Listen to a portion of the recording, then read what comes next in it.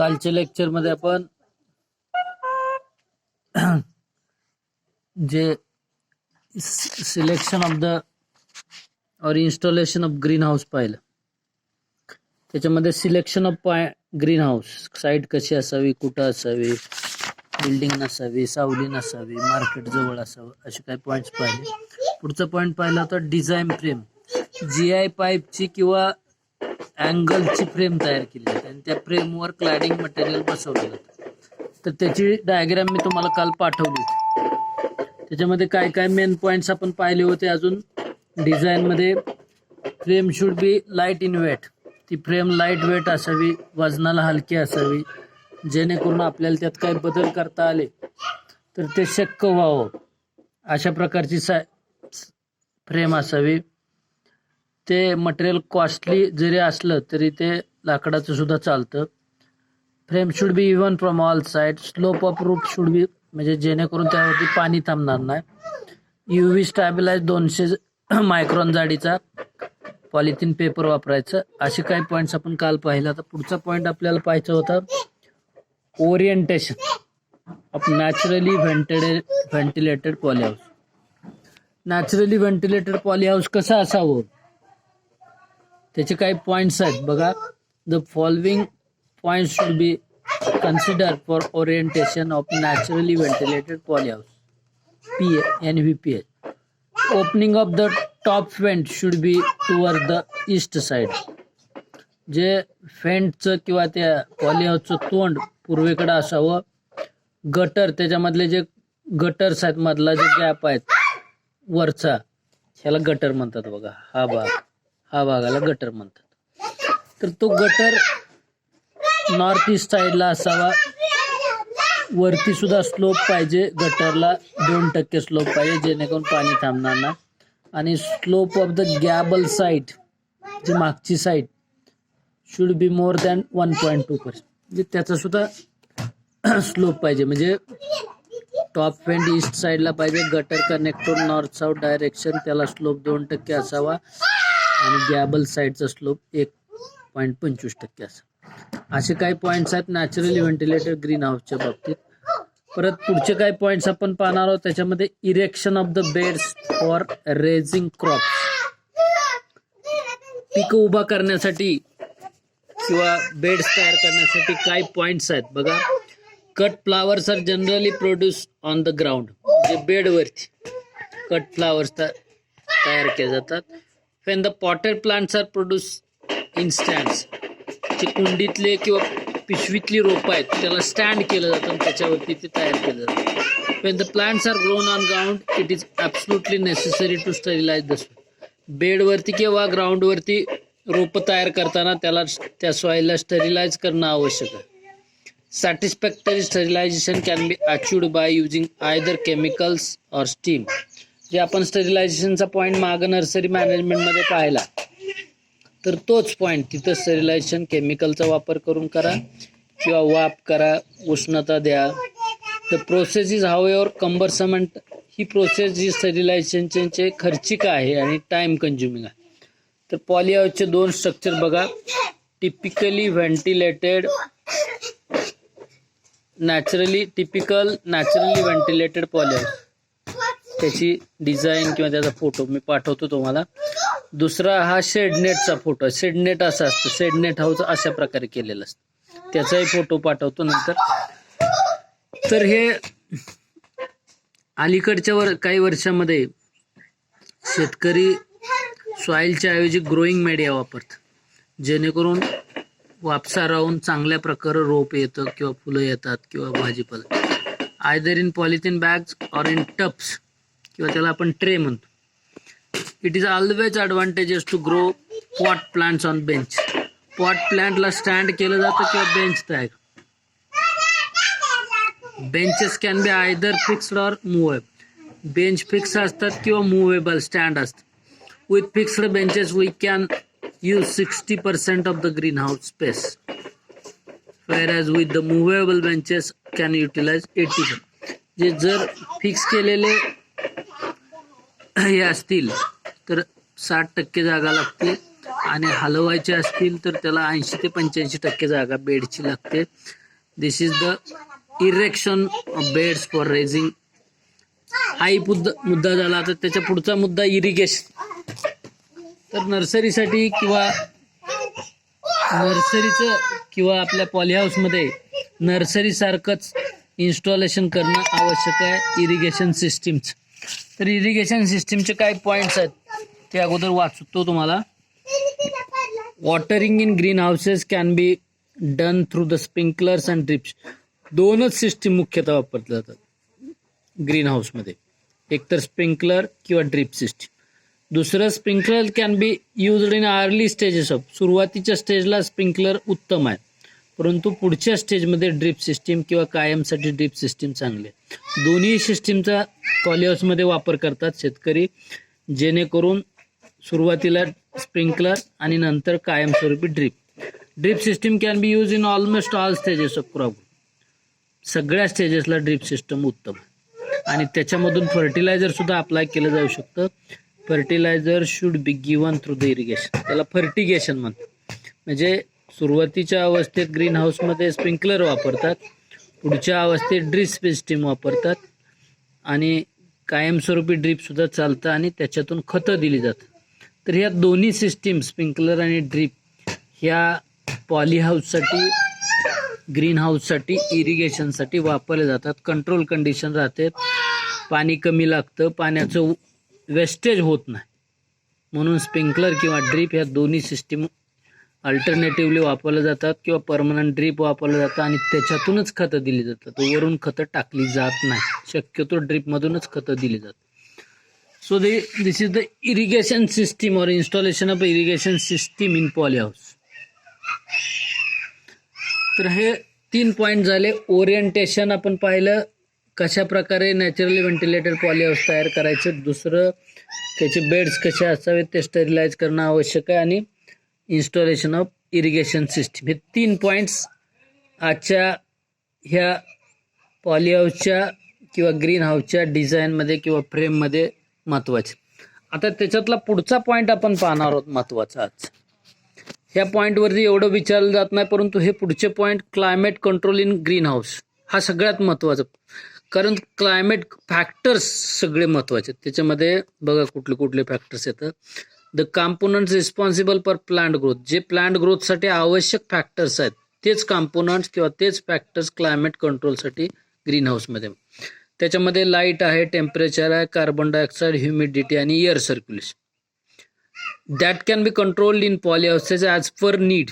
आपल्या गरजानुसार ते पॉलीहाऊसमध्ये बदलले जाऊ शकतात. तर त्याचे काही पॉईंट्स मी सुरुवातीला वाचतो आणि नंतर मग ते एक 1 बाय 1. तर कुठले कुठले पॉईंट महत्त्वाचे आहेत जे आपले कॉम्पोनंट्स आहेत, कुठले कुठले, लाईट, टेम्परेचर, एअर किंवा ह्युमिडिटी, कार्बन डायऑक्साईड, हे 5 पॉईंट्स महत्त्वाचे. व्हेंटिलेटर्स म्हणजेच एअर सर्क्युलेशन. बघा, climate control in green house 5 points. Ventilation, temperature control, carbon dioxide control, control of light intensity आणि ह्युमिडिटी कंट्रोल. हे 5 पॉईंट्स आहेत. त्यातला पहिला पॉईंट आहे व्हेंटिलेशन. त्यालाच आपण एअर सर्क्युलेशन असं म्हणतो. तर त्या व्हेंटिलेशनच्या बाबतीत काय एक्सप्लेनेशन बघा. The climate control in green house. Green हाऊसमध्ये component responsible for plant growth, जे प्लांट ग्रोथसाठी इम्पॉर्टंट पॉईंट्स आहेत तेच इथं क्लायमेट कंट्रोलमध्ये वापरले जातात. Light, temperature, carbon dioxide, humidity आणि एअर सर्क्युलेशन. हेच पॉईंट 5 क्लायमेटचे महत्त्वाचे आहेत, तेच कंट्रोल. त्यातला एअर सर्क्युलेशन म्हणजेच व्हेंटिलेशन. तर व्हेंटिलेशन म्हणजे आपण घरात किती खिडकी आहेत, उजेड आहे किंवा हवा कशी येते, हे तसंच पॉलीहाऊसमध्ये विचारात घेतलं जातं.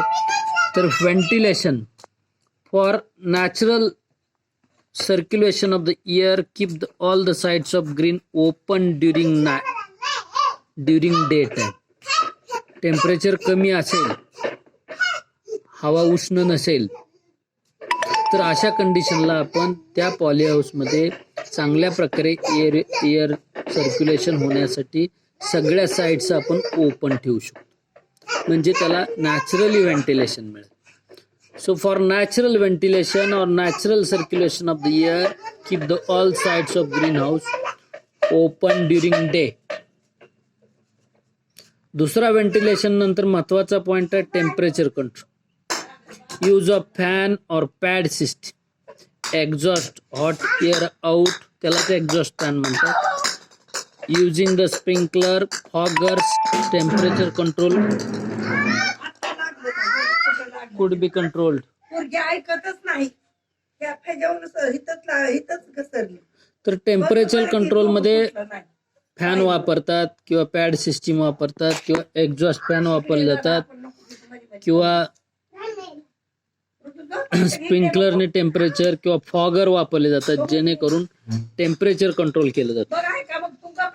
तर त्याच्यामध्ये टेम्परेचर कंट्रोल मध्ये दोन महत्वाच्या गोष्टी आहेत, हिटिंग आणि कुलिंग. हिटिंग आणि कुलिंग.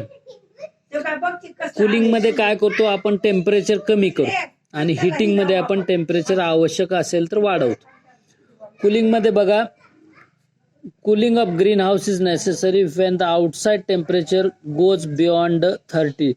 ज्यावेळेस बाहेरचं टेम्परेचर 30 डिग्री सेल्सिअस पेक्षा जास्त असतं त्यावेळेस ग्रीन हाऊसमध्ये किंवा पॉली हाऊसमध्ये टेम्परेचर थंड करणं आवश्यक.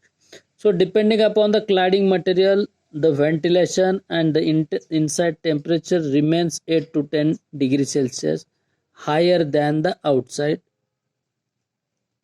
Lower than the outside temperature.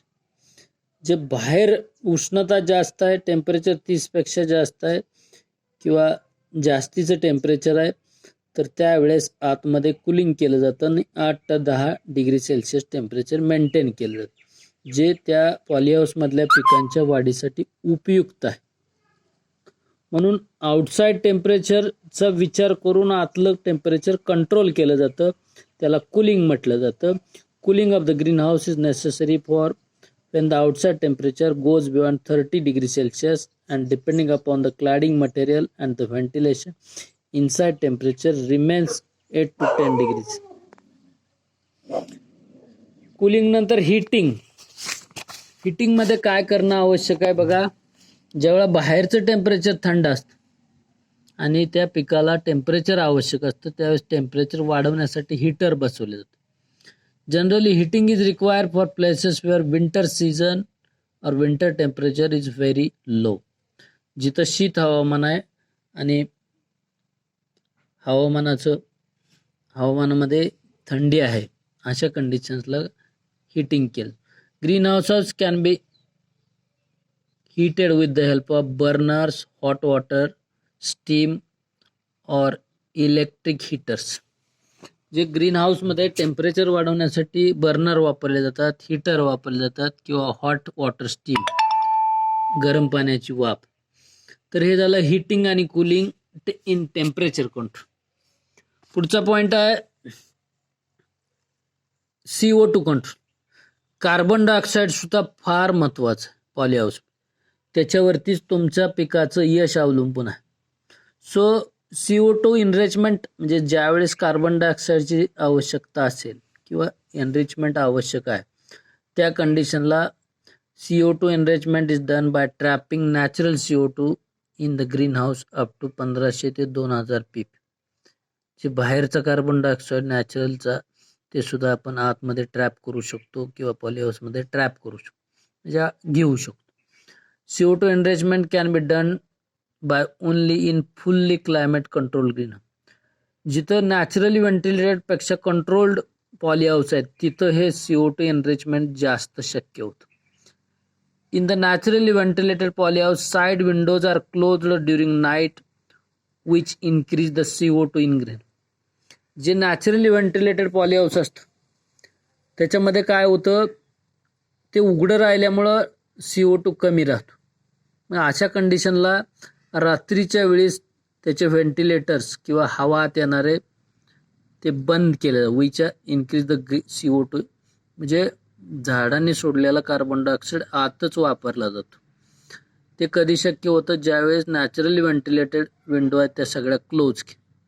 Next morning this stored CO2 is utilise by plant for photosynthesis. जे रात्रीच्या वेळी जाडं कार्बन डायऑक्साईड आणि त्याचे व्हेंटिलेटर बंद केल्यामुळं तो कार्बन डायऑक्साईड आतच राहिल्यामुळं सकाळी किंवा डे आवर्सला मॉर्निंगला तो कार्बन डायऑक्साईड प्लांटकडून फोटोसिंथेसिससाठी वापरला जातो. जे ह्याच्यामध्ये दोन गोष्टी आहेत, CO2 एनरिचमेंट नॅचरली करायचं किंवा नॅचरली शक्य नसले तर पॉली हाऊस किंवा नॅचरली व्हेंटिलेटेड पॉली हाऊसमध्ये विंडोज क्लोज करायच्या आणि रात्रीच्या वेळी, आणि कार्बन डायऑक्साईड आतच ठेवायचा जो रात्रीच्या वेळी सोडलेला आहे तो सकाळी प्लांट्स करून वापरला जातो फोटोसिंथेसिस.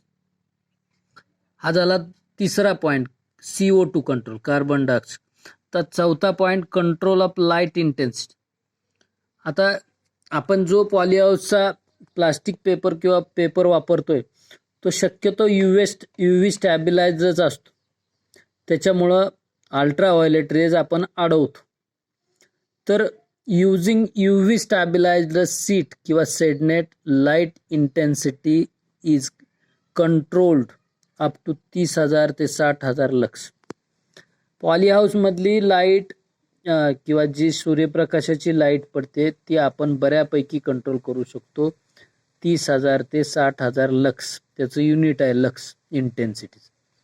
तर एवढ्यापर्यंत कंट्रोल करू शकतो आणि ती पिकासाठी आवश्यक आहे कंट्रोल करणं. म्हणून म्हटलंय कंट्रोल ऑफ लाईट इंटेन्सिटी, कारण सूर्यप्रकाशामधून अल्ट्राव्हायोलेट रेज येतात, त्याची तीव्रता जास्त असेल तर पिकाच्या वाढीवरती परिणाम होतो जास्तीचा सूर्यप्रकाश. आणि तो किती कंट्रोल करायचा तो पॉली हाऊसमध्ये शक्य होतं, 30,000 ते 60. शेवटचा पाचवा पॉईंट आहे humidity control. Relative humidity outside the green house or inside the green house should be 50 ते 80%. It is controlled by using air circulation, using sprinkler, controlling evaporation through opening and closing of the side curtains in NVPH. जे शक्यतो 50 ते 80% humidity poly हाऊसमध्ये आवश्यक असते, ती आपण कशा प्रकारे कंट्रोल करू शकतो. आपण जे साईड व्हेंट्स किंवा विंडोज बंद करणं किंवा त्याचे पडदे बंद करणं किंवा इव्हॅपोरेशन कमी करणं किंवा स्प्रिंकलर चालवून आतमधली ह्युमिडिटी वाढवणे. तर अशा प्रकारे ह्युमिडिटी कंट्रोल, ह्युमिडिटी 50 ते 80% असली की पिकाची वाढ चांगली होते. जितकंच light control, carbon dioxide control, temperature control महत्त्वाचं आहे, तितकंच ह्युमिडिटी पॉली हाऊसमध्ये आवश्यक असते. तर ती कंट्रोल आपण स्प्रिंकलरचा वापर, फॉगरचा वापर करून करू शकतो, इव्हॅपोरेशन कमी करू शकतो, बाजूचे पडदे आपण टाकून ते आतली ह्युमिडिटी आतच ठेवतो. तर हे 5 पॉईंट्स टेम्परेचर किंवा कंट्रोल ऑफ क्लायमेटमध्ये आहे. कुठले 5 points? Climate control in green हाऊसमध्ये व्हेंटिलेशन म्हणजे एअर सर्क्युलेशन, दुसरं टेम्परेचर कंट्रोल,